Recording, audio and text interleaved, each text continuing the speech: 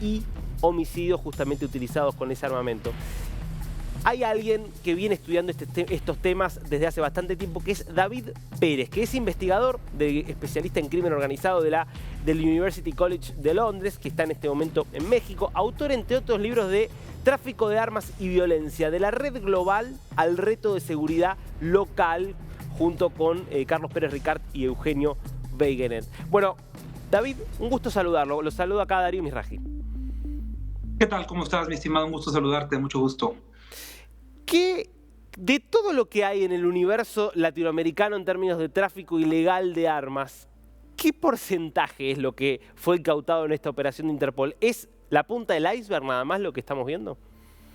Sí, mira, es la punta del iceberg. Para darte un estimado, solo en el caso mexicano se estima que hay 17, 18 millones de armas ilegales.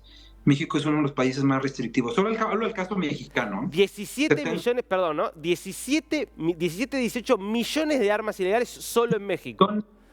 Solo en México. Ahora, no lo sabemos, es un estimado, ¿no? Y en esta operación, perdón, ¿no? Digo, y en esta operación se incautaron 8.000 armas, o sea, para que tengamos dimensión. La verdad es que es la puntitita del iceberg, ¿no? Siendo muy claros. Ahora, ¿qué está pasando con el tema de las armas en América Latina? Digo, ¿es un problema en aumento? ¿Hay que mirar más al tráfico de armas que el tráfico de drogas, que es donde suelen ir las miradas? Totalmente, fíjate, América Latina creo que ha caído en una trampa muy, muy salvaje, muy triste, que es caer en la trampa de las prioridades de otros países, ¿no? Sobre todo Estados Unidos, un poco de Europa, pero más de Estados Unidos, donde la prioridad es el consumo de drogas, ¿no? Cuando yo era funcionario federal, nuestras reuniones con Estados Unidos eran muy contundentes. Ellos presentaban un tema de drogas y México se quedaba callado. Recientemente la política cambió a hablar también de armas, ¿no? Que están muy vinculadas, pero extrañamente en Estados Unidos intentan siempre separarlas, ¿no?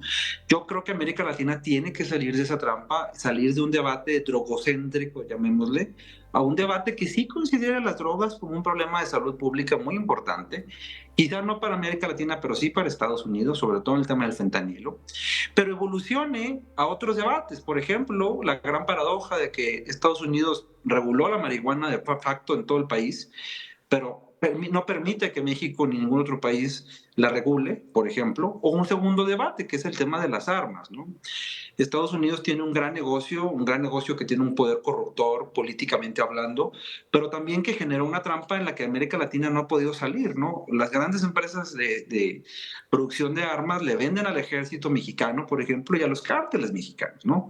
Entonces, una escalada de violencia que solamente ganan ellos, porque le venden un arma a uno y otro arma al otro. Es como ocurría con la Guerra Fría, ¿no?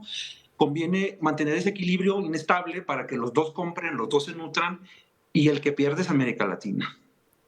Ahora, si estamos hablando de tráfico de armas ilegal, ¿cómo se regula eso? Porque una cosa es decir, bueno, podemos poner restricciones a la venta de armas que sea de forma legal, pero estamos hablando de algo que es ilícito. ¿Qué tipo de políticas cree que serían las correctas para eso? Control territorial y aduanero. En efecto, no puedes tú controlar un mercado ilícito por decreto, lamentablemente. Fuera muy bueno que fuese por decreto. Una política que está controlada, en este caso el tráfico por grupos ilegales, pues tú no los decretas, tú no los ordenas. Obviamente son ilegales justamente porque están fuera de la ley. En México ha habido un debate sobre si conviene regular permitiendo de alguna manera discreta, que los mexicanos tengan más armas. Yo estoy en contra de eso porque la evidencia sugiere claramente que más armas generan más violencia, ¿no? Inclusive con la propia evidencia de Estados Unidos. Yo creo que hay que entrar a un debate de protección fronteriza, de protección inteligente de las fronteras. Te pongo un ejemplo. En gran parte de mis investigaciones se encuentra que los gun shows, las ferias de armas en Estados Unidos, son la principal explicación de la violencia en México. No las drogas, no la desigualdad, no la pobreza, no la corrupción, son los gun shows en Estados Unidos. Entonces, por eso David, creo que hay que entrar. ¿Sabe que se cortó un momentito? ¿Podría repetir? Porque me parece que es interesante el dato. ¿Qué representan los gun shows para México? La principal amenaza a la seguridad pública y nacional de México no es el fentanilo, son los gun shows en Texas. Así de simple. Por ejemplo, en la medida en la que tú tienes un gun show ocurriendo en McAllen, en Laredo, en Houston, es la medida en que los cárteles mexicanos van y se nutren de esas armas. Yo he estado haciendo mucha investigación, de hecho voy a presentar un libro nuevo sobre la NRA y los gun shows. Y es muy interesante. Y tú vas a los gun shows, es un bazar, al lado de una iglesia, al lado de una escuela, en una feria, y ves a puros mexicanos comprando armas. Y ves las placas de sus vehículos y vienen de Sinaloa, Tamaulipas. O sea, son mexicanos que cruzan la frontera. Y como no hay ningún tipo de restricción a la compra, ninguna, es más fácil comprar un arma que comprar una hamburguesa. O sea, está hablando de una locura. Sobre todo en Texas, por ejemplo. Y luego lo ingresas a México porque tenemos un tratado de libre comercio. Entonces las revisiones son marginales. Ese gran debate no lo hemos tenido. Eso por decir México, y de México para el resto de América Latina, porque son armas estadounidenses o que fueron importadas, en efecto, como señala el reporte, a Estados Unidos, quizá de Israel, o quizá de Turquía, o quizá de Alemania, no importa, pero entraron a Estados Unidos y de ahí se perdió el control e ingresan a México, ¿no? Entonces, los gun shows son la gran amenaza. Creo que hace falta que Naciones Unidas y otras instituciones mexicanas e internacionales hablen de este fenómeno, porque a veces sí, hablamos del fentanilo y está bien. Estados Unidos tiene una crisis de salud pública, pero la violencia estructural que tiene América Latina es insostenible. Ahora, igual, Marco, es un tema también muy difícil de regular. Me parece muy provocadora su visión y es muy interesante esto de que de los shows de venta de armas, la mayoría de los que van son mexicanos. Pero ¿cómo haces que Texas vaya a prohibir o a regular los gun shows? Si dentro de Estados Unidos es un debate enorme y sabemos que es un debate que siempre se salda de la misma manera. En los estados conservadores no parece haber forma de que se regule la venta de armas. No, no hay forma, y creo que ese es el problema de México, y esa es mi crítica, autocrítica. Yo fui funcionario hasta hace poco tiempo.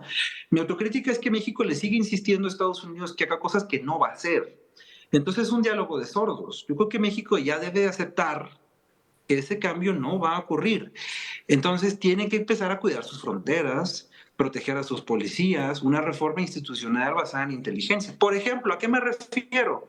Oye, gobierno de México, ¿tú sabes dónde ocurren los gun shows? No, no lo sé porque no me importa. No, es que te debe importar, porque tu principal amenaza a la seguridad nacional son esas ferias de armas, ¿no?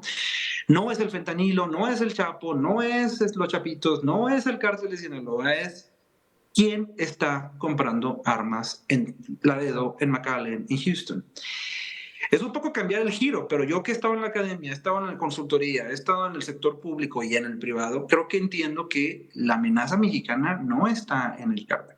Ahora, que los cárteles sean violentos, eso es una pregunta muy válida, ¿no? Y creo que hay que desarmarlos, hay que desmilitarizar el debate en México. Pero en la práctica, si tú piensas en teorías de guerra, comprenderás que lo más importante es pegarle al insumo de tu enemigo. El insumo de tu enemigo es el dinero y el poder de fuego. Si tú no le quitas el dinero y el poder de fuego, la batalla está perdida. Entonces México y América Latina tienen que reconocer que Estados Unidos no va a cambiar a corto plazo. Como tú bien señalas, no va a cambiar, ya. Asúmelo, entiéndelo, considéralo y pon en orden la casa. ¿Qué es poner en orden la casa? Control fronterizo, control territorial, desarme voluntario. Es una estrategia muy diferente a la que el gobierno mexicano hasta ahora ha implementado. Hablando de estrategias del gobierno mexicano, hubo en 2006, aproximadamente con el gobierno de Felipe Calderón, la famosa decisión de iniciar la guerra a las drogas. ¿Cuánto de esa estrategia frente al narcotráfico y a cómo eso terminó derivando efectivamente en una guerra entre el Estado mexicano y muchas de estas bandas, potenció o incrementó y estimuló la venta y compra de armas allí en México? Bueno, voy a decir algo que a lo mejor es brutal, pero lo estimuló tanto que nuestro secretario de Seguridad Pública era el líder criminal más importante del país.